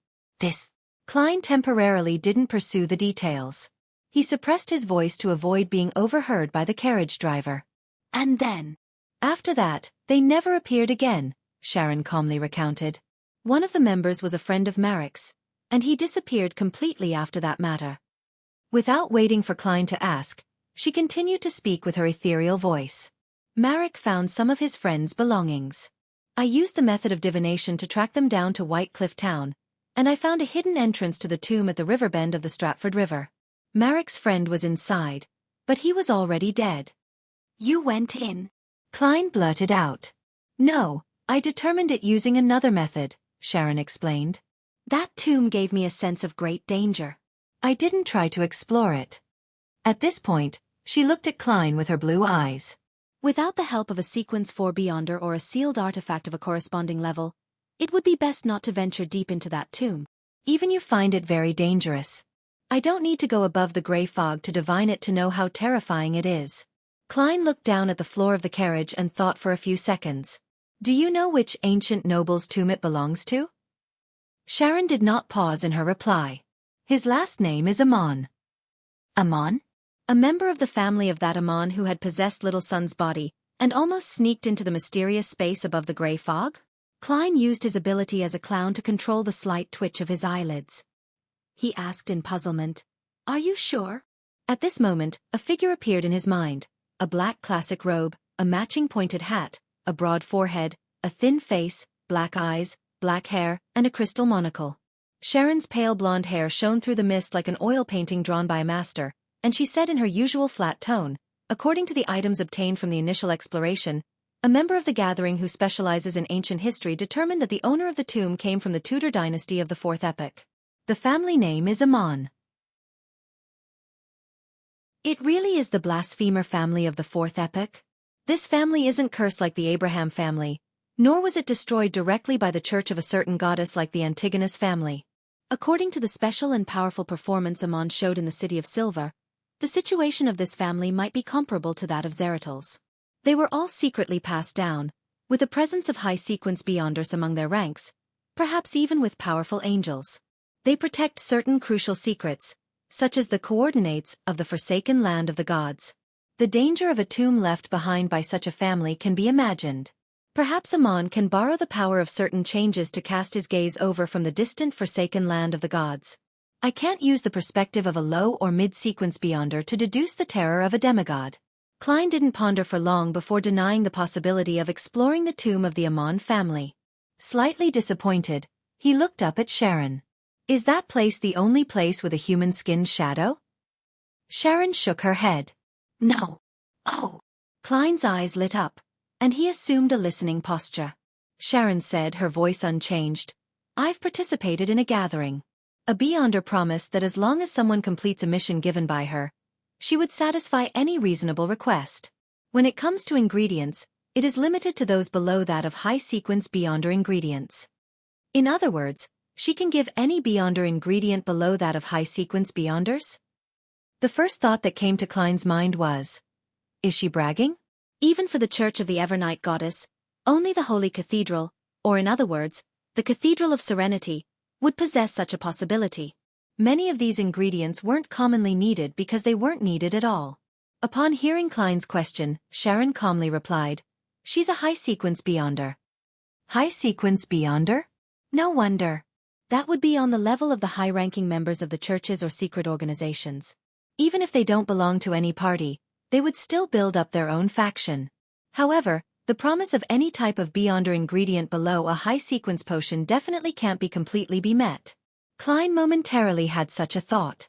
Sharon simply added, she said that certain ingredients would require a certain period of time. That's more like it. Klein asked with interest, what mission did she give? Sharon sat up straight and dignified. Investigate Hero Bandit Dark Emperor's true identity. Klein believed that if he had been drinking water at that moment, then he wouldn't have been able to control himself and that he would have sprayed it across from him. Who did I offend? Why am I the target of a high-sequence beyonder? He first lamented in Chinese, then he quickly analyzed the possible parties. Members of the Twilight Hermit Order. Because the Hero Bandit Dark Emperor had killed the Desire Apostle, Beria? Members of the Aurora Order? They drew links to the Fool from the tarot cards I left during the Capum incident, and they decided to investigate the Hero Bandit Dark Emperor? Members of the Three Churches and MI9? Just to find out the truth about the Capum affair? Every one of them is possible, and none of them can be ruled out. Klein didn't show any abnormalities as he deliberated and asked, why is she investigating the true identity of the Hero Bandit Dark Emperor? No one knows, Sharon replied in the simplest of terms. Klein thought for 2 seconds and said after organizing his words, what kind of person is she? I want to know if I should take this mission. Sharon remained silent for 2 seconds, seemingly in recollection. Then she described, female, above 1.70 meters tall, very well proportioned, chestnut hair, was disguised, loves black leather boots, only occasionally attended the gatherings, and first appeared 2 months ago. Loves wearing black leather boots, female, high-sequence beyonder. When these 3 keywords were put together, it immediately triggered a certain part of Klein's memories. Back when he went to the Royal Museum to steal the Dark Emperor card, he had met a mysterious high-sequence beyonder in the reconstructed study of Emperor Roselle. She only revealed her feet in black leather boots, and when he borrowed the power of the grey fog to escape, he ended up running into the devil dog due to the side effects of the master key and had to shout for help. Therefore, Klein Moriarty ended up meeting the female demigod again. Her. Why would she look for Hero Bandit Dark Emperor? She's confirmed that the thief who stole the card of blasphemy is a spirit body and knows what would happen if a spirit body carries and contains the Dark Emperor card. Hence, she has locked onto the hero bandit Dark Emperor who has similar traits? Klein quickly thought of a very convincing possibility. The only thing that confused him was how the other person knew that he had taken the Dark Emperor card and not any other cards, such as the Abyss card or the Sun card. Unless she was targeting the card of blasphemy, and she had investigated beforehand that it was the Dark Emperor card. Well, Miss Sharon said that she joined the gathering for the first time more than 2 months ago. This matches the timing of Roselle's exhibition. Later, she occasionally participated without leaving Backlund, or perhaps, she returned regularly to search for the enemy who had taken the Dark Emperor's card.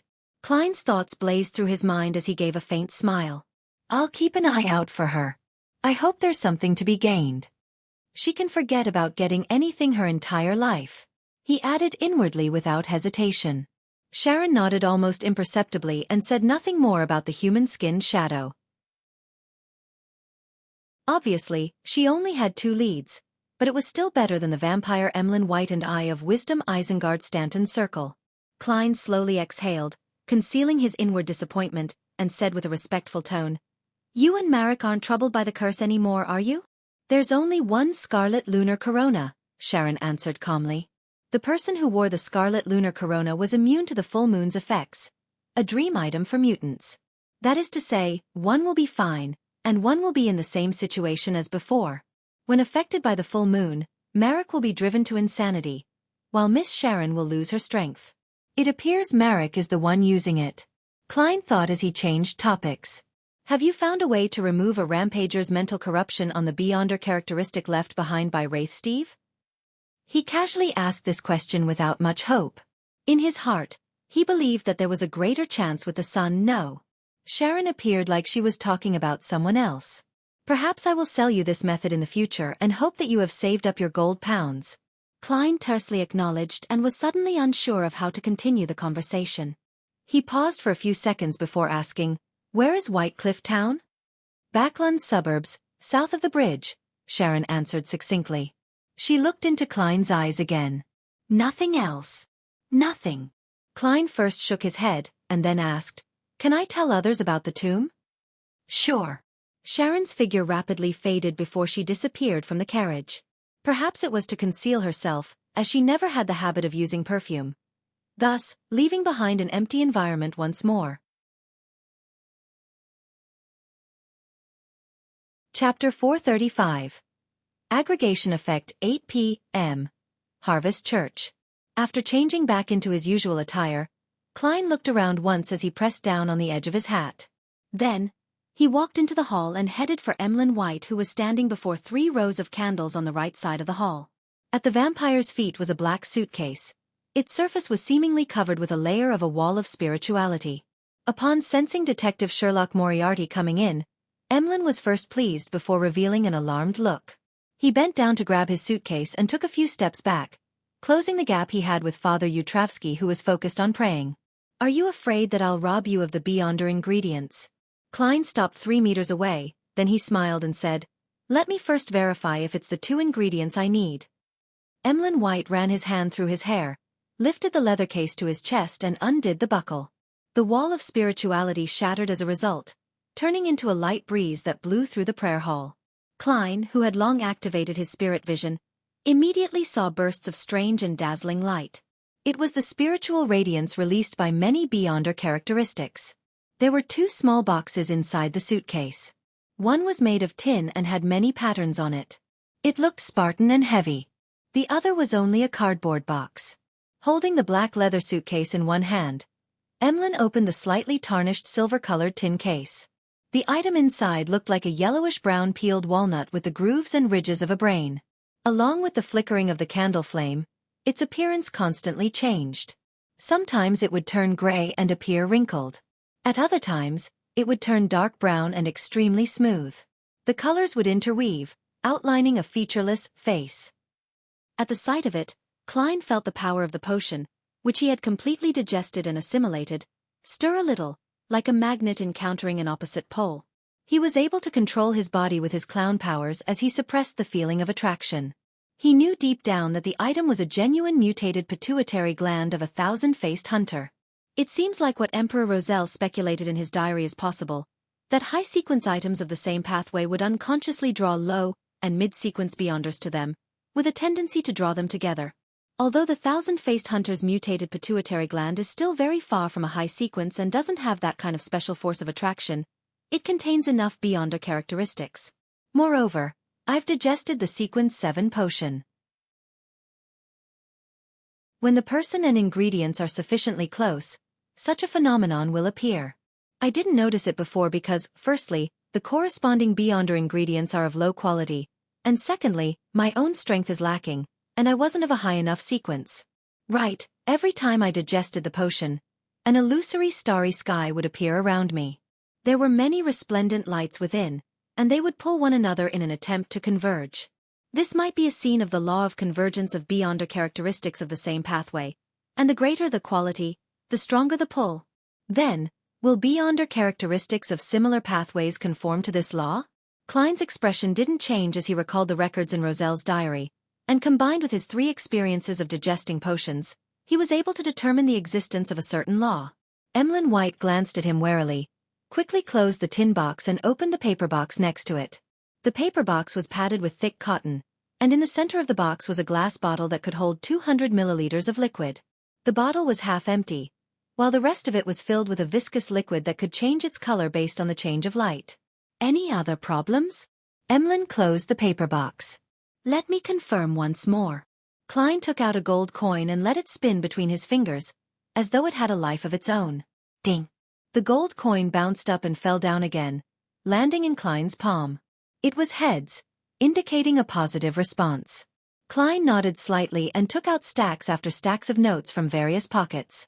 They were in £10, £5, and £1 denominations. £1,450. Klein placed the pile of cash on a nearby piece of furniture. Retreat a few steps, no, 5 steps. Emlyn called out cautiously. Klein smiled, raised his hands, and took 5 steps back. Emlyn cautiously moved closer, checking to see if there was any blank paper in the stack of cash. After doing a slight count, he threw the leather suitcase in his hand towards Klein. Klein was startled and with his agile moves, he accurately caught the suitcase. He was afraid that the blood of the thousand-faced hunter would seep out after the bottle shattered. And Emlyn White took the opportunity to collect the bills and quickly retreated to the side of Father Yutravsky. Only then did he heave a sigh of relief and seriously check the amount and their authenticity. At the sight, Klein recalled the scene and suddenly felt ashamed. He and Emlyn had made a perfectly fine Church of Mother Earth Cathedral look like the scene of an arms or drugs trade. After confirming the condition of the 2 ingredients, Klein snapped his fingers, igniting a match he had specially separated in his clothes and allowed the soaring red flames to envelop his body. When the flames descended back down, he had already disappeared. As he often met Emlyn White at the Harvest Church, he didn't mind if Father Yutravsky found out that he was a beyonder who had helped him eliminate his dark personality. He even felt that this would give him some form of friendship. Emlyn, who was counting the money, looked up and was stunned for a good 2 seconds. He muttered to himself in a low voice, "My suitcase.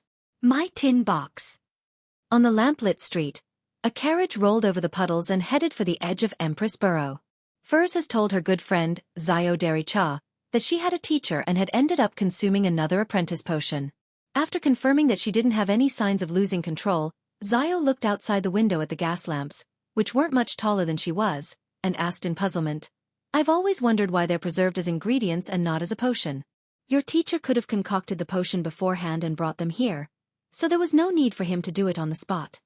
Furs gave a faint smile and said, "I've asked him about this before. He said that there are 2 main reasons. One is that different beyonder ingredients have different uses, and when they're made into a potion, they cannot be used flexibly.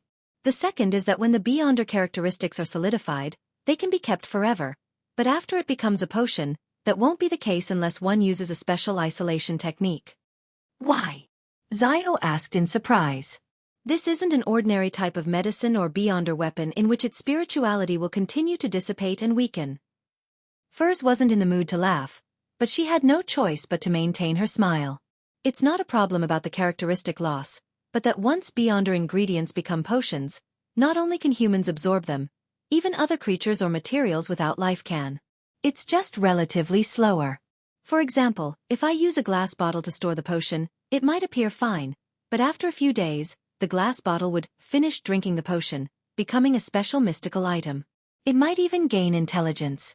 Of course, my teacher said that such a situation has very huge side effects, akin to what a rampager leaves behind.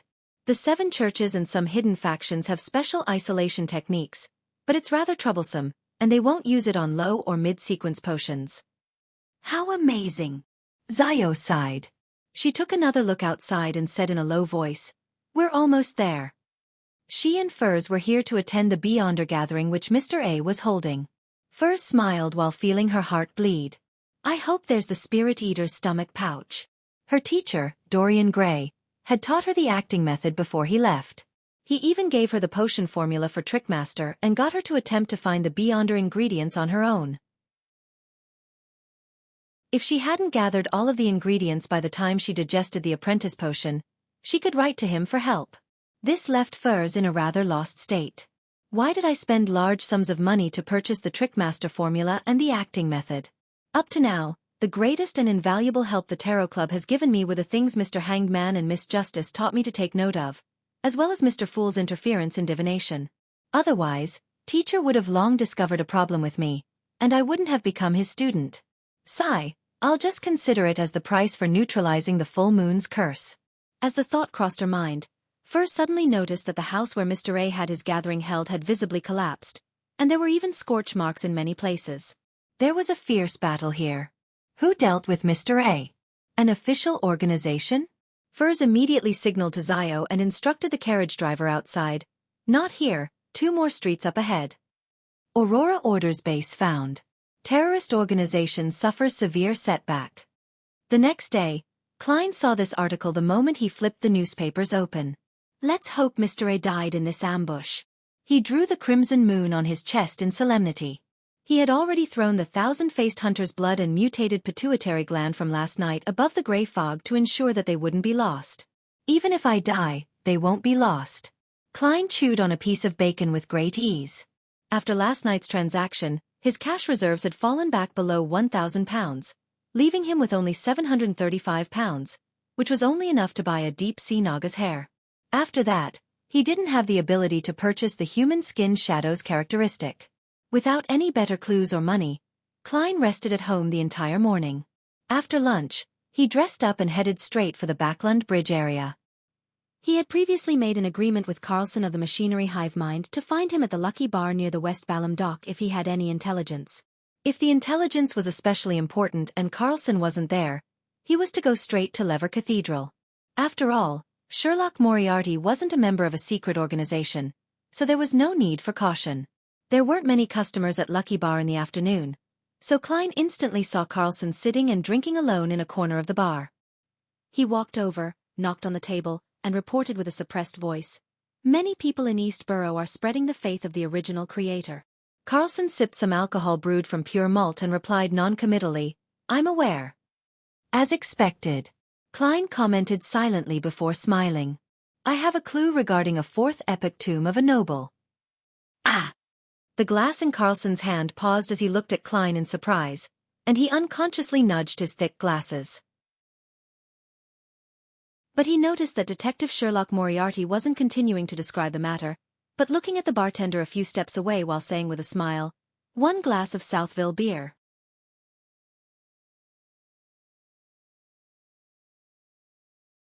Even if the situation regarding the Church of the God of Steam and Machinery was inferior in this aspect, it couldn't be that inferior.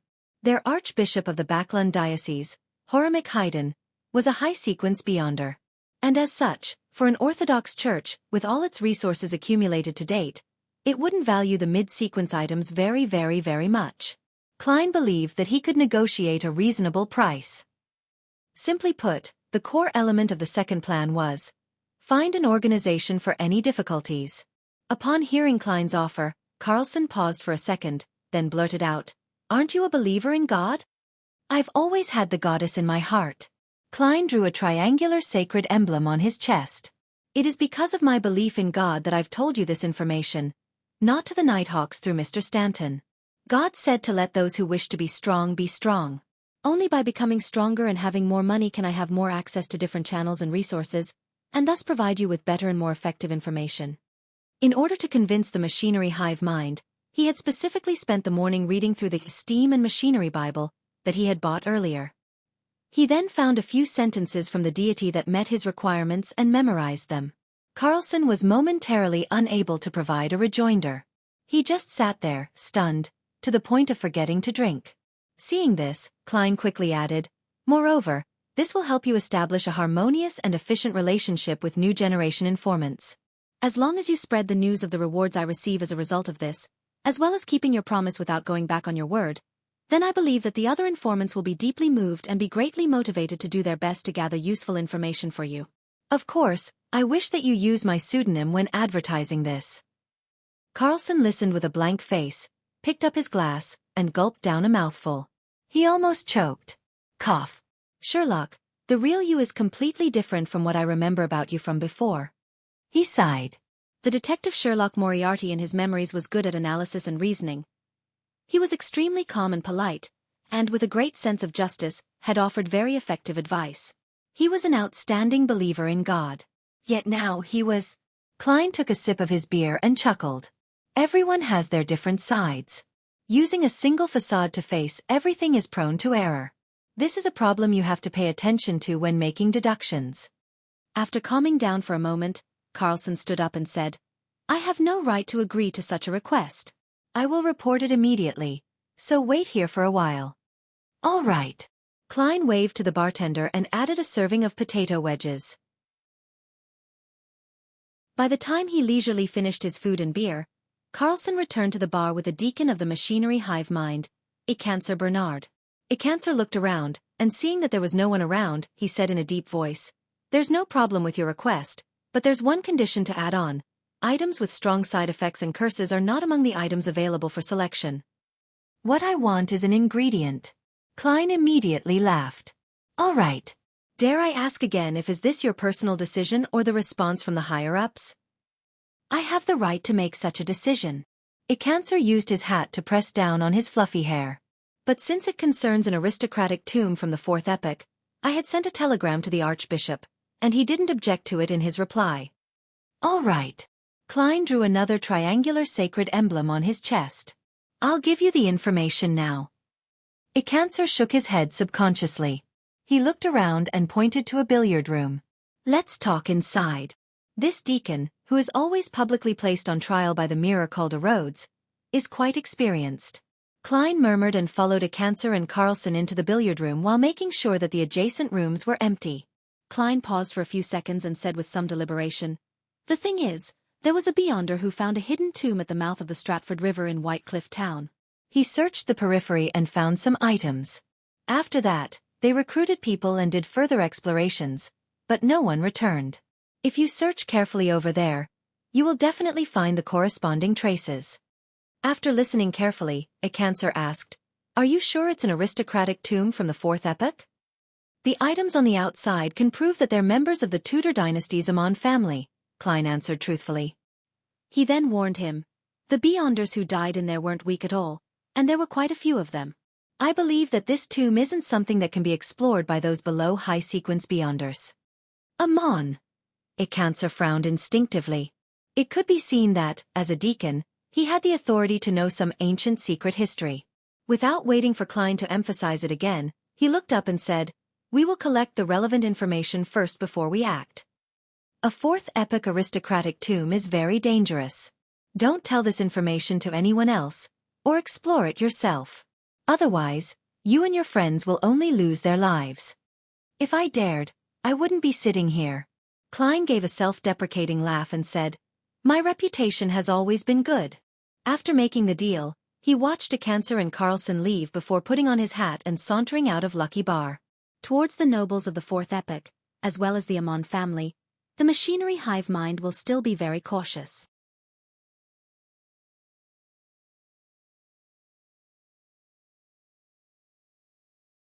Chapter 437. Obituary. This wasn't the first time Klein had seen someone familiar die in front of him, but it was the most abrupt and unforeseen death. The expression on Talem Dumont's face when he had asked about what it felt to really like someone was a vivid expression of hidden excitement and flaunting, but one which couldn't be directly shared due to the need of being careful as a result of certain factors. That was too fast. Normal diseases do not cause death so quickly. Klein's expression was solemn as he lightly tapped his molars to activate his spirit vision. He dropped to one knee and crouched down. He saw Talem Dumont's aura and the colors of his emotions fading rapidly. Furthermore, there were strands of black gas wrapped around his heart like a snake which were gradually dimming. A beyonder ability similar to a curse? Klein instantly made a preliminary conclusion.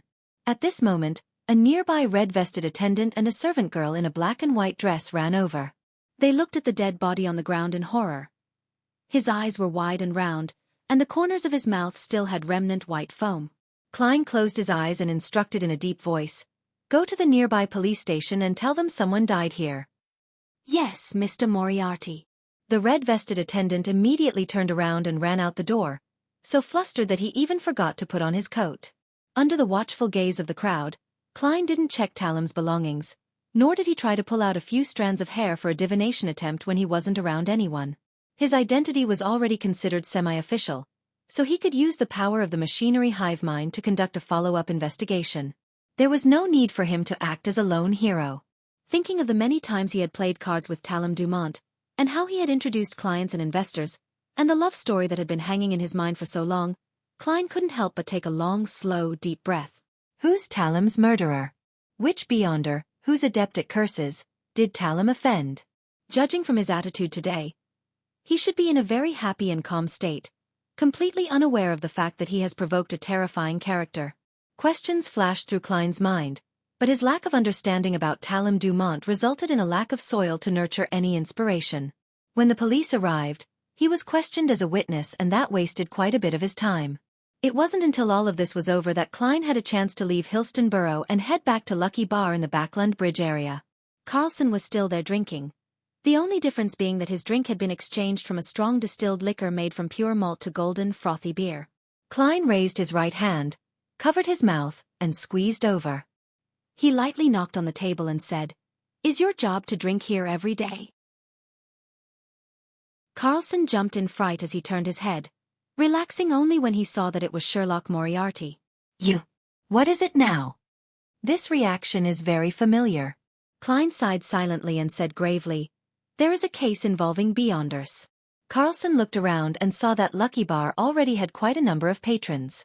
They were either hollering over their glasses or eager to fight in the ring. "Follow me, let's play a round of billiards." Carlson nudged his thick glasses and carried his beer to an empty billiard room. Klein followed, closing the door behind him. "Your alcohol tolerance seems pretty good," he said in passing. "No, I just drink very slowly." Carlson put down his glass and picked up the cue stick. Then he added inexplicably, "And I'd like some alone time lately." "I don't care about that." Klein pursed his lips and said, "I encountered a death at the Quelag Club in Hillston Borough. That was a friend of mine, a noble descendant, and an equestrian teacher. He's usually healthy and had recently been in a very good mental state, but just now, he suddenly died in front of me. It looked like a heart attack, but my spirit vision told me that he might have been cursed." "You're adept at spirit vision?" Carlson asked subconsciously. "What sort of details did Mr. Stanton fabricate for me? After becoming a machinery hive mind informant, they never even asked me which pathway I was, or which sequence I'm at, nor did they try to find out about my origins and background. Of course, letting an informant keep certain secrets of their own is also a common tactic used by official organizations." Klein frankly responded, "Yes, the chest of the deceased had some decaying illusory black gas. It does involve the possibility of a curse and a beyonder." Carlson didn't ask further as he slowly nodded. "Hillston Borough. That's the territory of our machinery hive mind. In the northwest of Backland, which was the heart of the metropolis, Empress Borough and Sherwood Backland came under the mandated Punisher's jurisdiction. The western and northern areas came under the Nighthawks, and Hillston Borough and Backland Bridge area came under the machinery hive mind." Having said this, Carlson looked at Klein and attempted to confirm the details. "What deity does your friend believe in?" After thinking carefully for a few seconds, Klein replied hesitantly, "The Lord of Storms. A believer of the Lord of Storms. Is he the only deceased?" Carlson asked with a frown. Yes. Klein gave an affirmative answer. Carlson chalked the cue stick and sighed. We have no right to take the case. This is under the mandated punishers. But I will pass on your information to them. In the Lone Kingdom, the principle of jurisdiction over beyonder events was first to divide them according to their beliefs. If they involved the followers of multiple deities, then it would be decided according to who held jurisdiction over the area. Klein was no stranger to this. He had no intention of making things difficult for Carlson, so he earnestly said, Thank you. I hope they can find the real killer as soon as possible. Carlson picked up the glass of beer beside him and took a sip. He's a descendant of blue blood. The mandated punishers will definitely take it seriously. Pausing for a second, he looked at Klein and said in a low voice, I find it hard to believe that you've only been in Backland for about 3 months. You seem to have established a wide range of social connections and possess lots of resources here. Some people are naturally adept at this. Klein shook his head with a self-deprecating laugh before bidding farewell.